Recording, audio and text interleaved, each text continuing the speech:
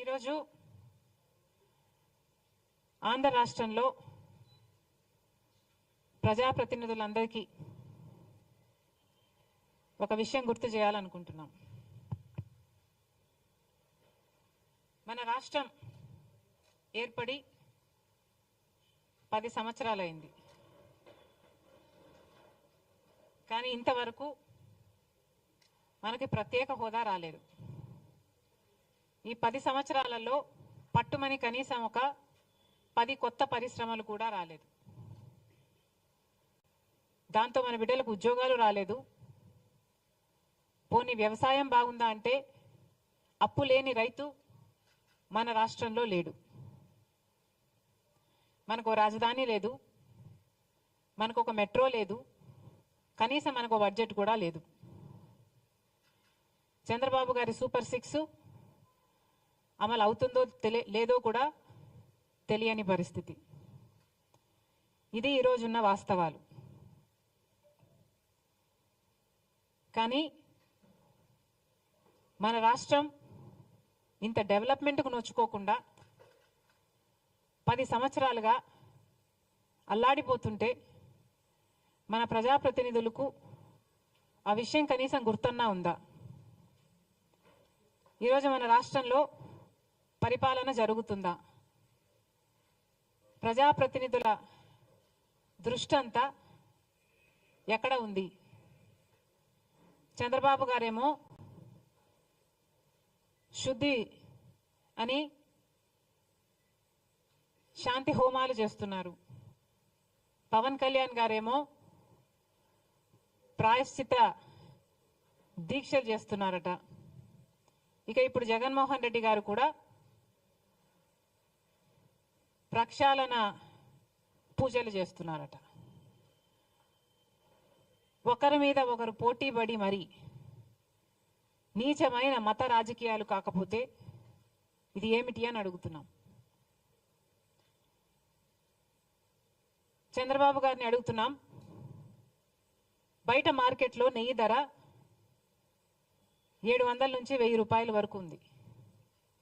జగన్మోహన్ రెడ్డి గారి సర్కారు 320 రూపాయలకే నెయ్యి సప్లై చేసే టెండర్కి ఆమోదం తెలిపిందని మీకు తెలుసు. నెయ్యి కల్తీ అయిందని, లడ్డూలకు వాడే నెయ్యిలో beef టాలో, Pig fat, fish oil ఉన్నాయని నేషనల్ డైరీ డెవలప్మెంట్ బోర్డు ఇచ్చిన రిపోర్టు మీకు తెలుసు. మరి ఇన్ని సాక్ష్యాలు, ఇన్ని ఆధారాలు, ఇన్ని రిపోర్ట్లు మీ దగ్గర పెట్టుకొని కూడా ఏ చర్యలు ఎందుకు లేవు?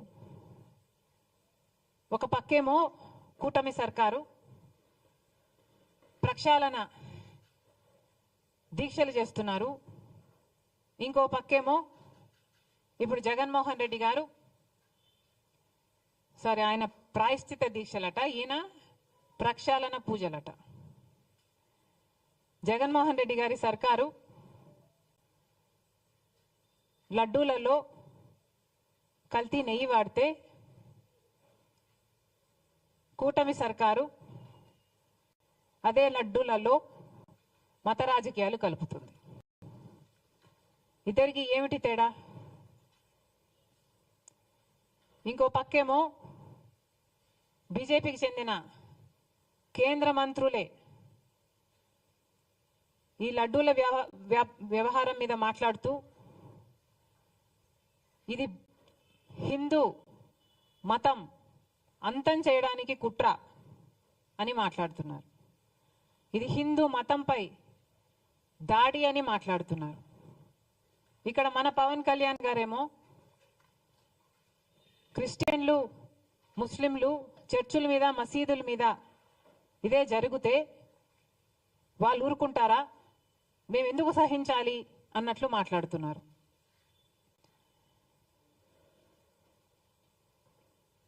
ఇంత దుర్మార్గంగా ఎలా మాట్లాడగలుగుతున్నారు? హిందువులను రెచ్చగొట్టే ప్రయత్నం మీరు చేయటం లేదా? మతాల మధ్య చిచ్చు పెట్టే ప్రయత్నం కాదా ఇది? ఇక్కడ ఒక అన్యాయం జరిగితే క్రిస్టియన్స్ని ముస్లింల గురించి మాట్లాడాల్సిన అవసరం ఏముంది? ఎప్పుడూ లేనిది మన రాష్ట్రంలో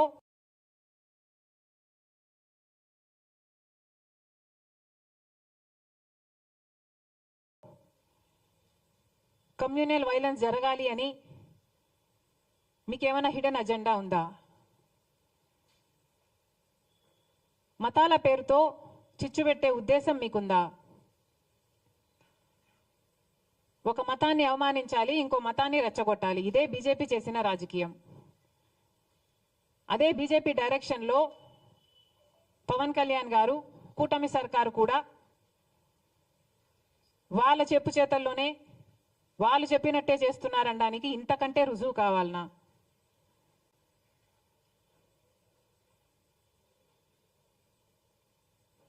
అసలు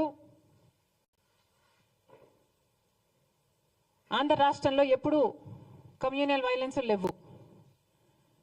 అలాంటిది మీ పొలిటికల్ మైలేజ్ కోసం, పొలిటికల్గా మీరు లబ్ధి పొందడం కోసం ఇది కావాలనే రెచ్చగొట్టే వ్యాఖ్యలు చేస్తున్నారా అని అనిపిస్తుంది. ఇది భావ్యం కాదు. రెస్పాన్సిబుల్ పొజిషన్స్లో ఉన్న వాళ్ళు రెస్పాన్సిబుల్గా మాట్లాడాల్సిన అవసరం కూడా ఉంది. అసలు కేంద్ర మంత్రులుగా ఉన్నవారు కూడా ఇంత నిర్లక్ష్యంగా మాట్లాడుతున్నారు. అసలు మోడీ గారిని అడుగుతున్నాం, మోడీ గారు మీరు గత నవంబర్లో అనుకుంటా వారు మొన్న ఎప్పుడో తిరుపతికి రావడం జరిగింది. తిరుమలలో మోడీ గారు దర్శనం చేసుకున్న తర్వాత 140 కోట్ల మంది భారతీయులకు మంచి జరగాలని ప్రార్థన చేసుకున్నానని చెప్పటం జరిగింది. అయ్యా మోడీ గారు, మరి అదే తిరుమలలో 140 కోట్ల మంది సెంటిమెంట్లు దెబ్బతినే విధంగా ఒక కాంట్రవర్సీ బయటకు వస్తే మరి మోడీ గారు ఏం చేస్తున్నారు? నేషనల్ డైరీ డెవలప్మెంట్ బోర్డు కేంద్ర సంస్థ. ఆ బోర్డు ఇచ్చిన రిపోర్టు ప్రకారమే చనిపోయిన జంతువుల కొవ్వు ప్రసాదంలో కలిపారు అని వాళ్ళు ఇచ్చిన రిపోర్టే చెప్తుంటే మరి మోడీ గారు కనీసం స్పందన కూడా ఎందుకు లేదు? మీరు చెప్పినట్టే 140 కోట్ల మంది భారతీయులకు సంబంధించిన అంశం. మరి అలాంటప్పుడు కనీసం ఒక సిబిఐ ఎంక్వైరీ వేయాలని మోడీ గారికి ఎందుకు తోచలేదు? 2 నెలల కిందనే